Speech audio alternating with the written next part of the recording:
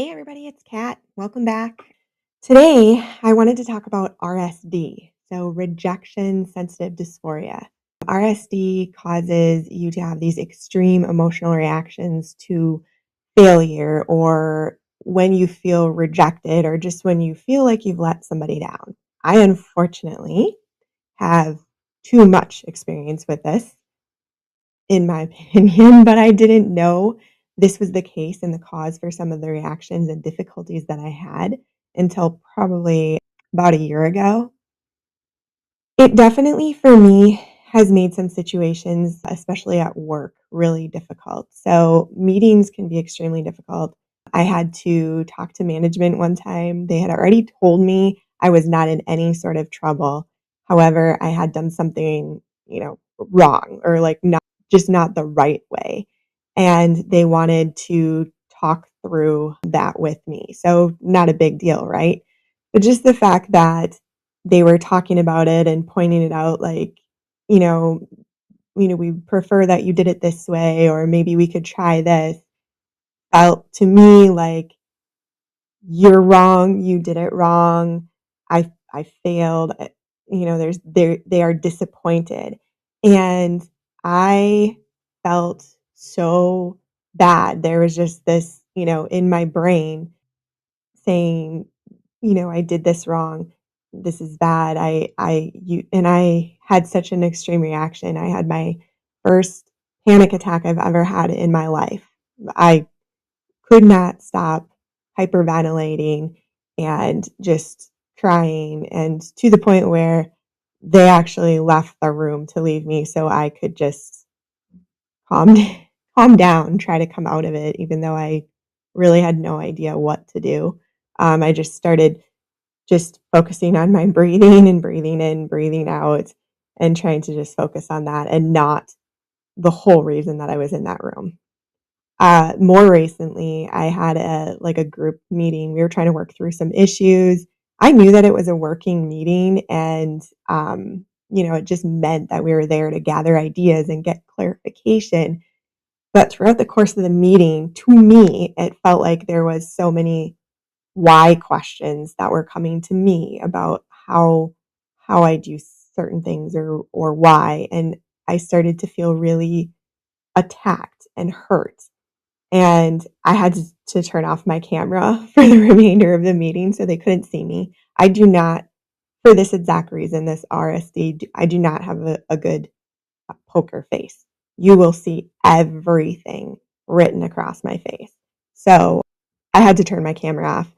It's it's these situations though, it feels really weird. It's weird to me that in one part of my brain, I can think through very logically and remind myself and know that this is not meant to be hurtful. This is, these people care about me. We are a team. They have already said that, I'm not in trouble. There was no sort of issue.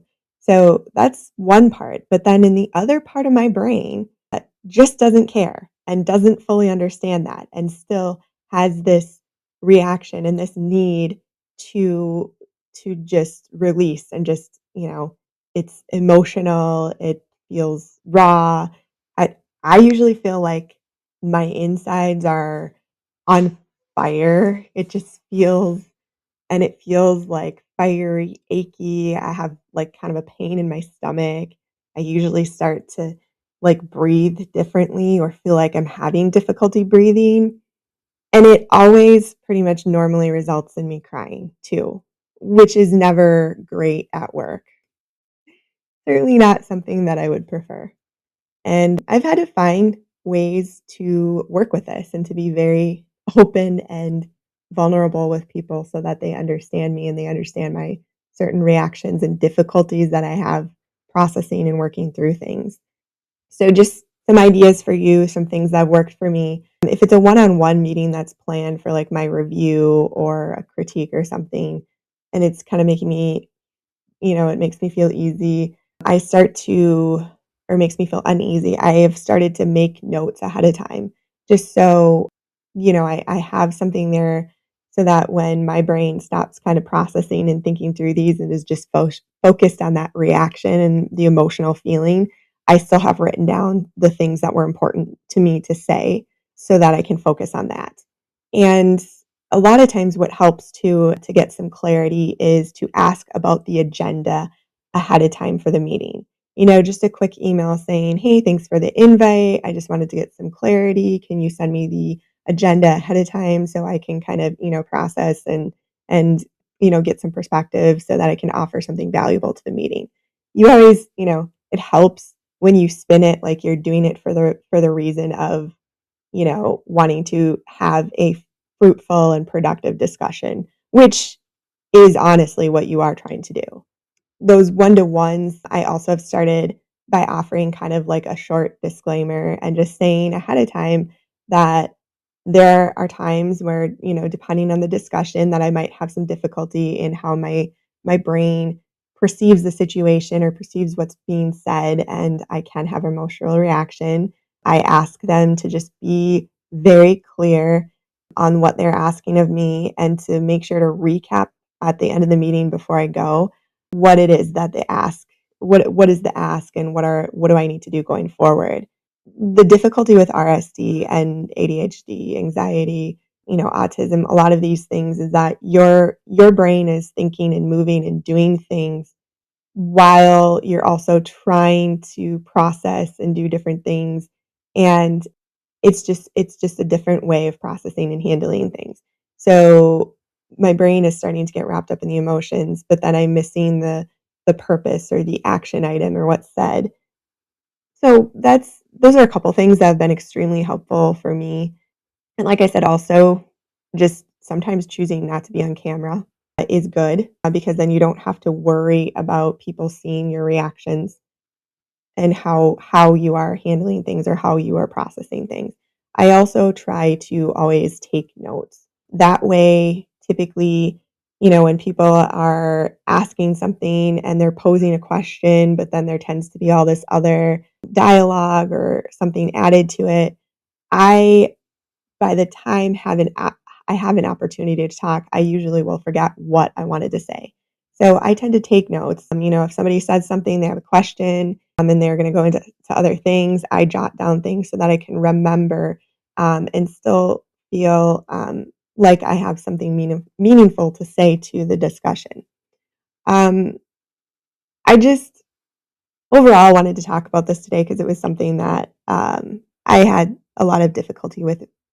I mean, I have my entire life looking back at it now. That's the part that sucks is realizing that this is something that I've dealt with all along. I just didn't have a name for it. So I want all of my neurodivergent friends out there to know that I see you. I know how you feel, and I know how hard it is. And RSD might not be a diagnosis that's in the books yet, but it is a known struggle. It's something that therapists know about. It's, people with neurodivergence know about. Doctors are, they are seeing it as well. It's just not something that's been added to that DSM, criteria. So you are not crazy. You're not just overreacting. It's also not something that you could just turn off or stop or snap out of. I really hate when people say that to me. Like, you think if I could just not do this, I would still be choosing to cry at work in front of coworkers?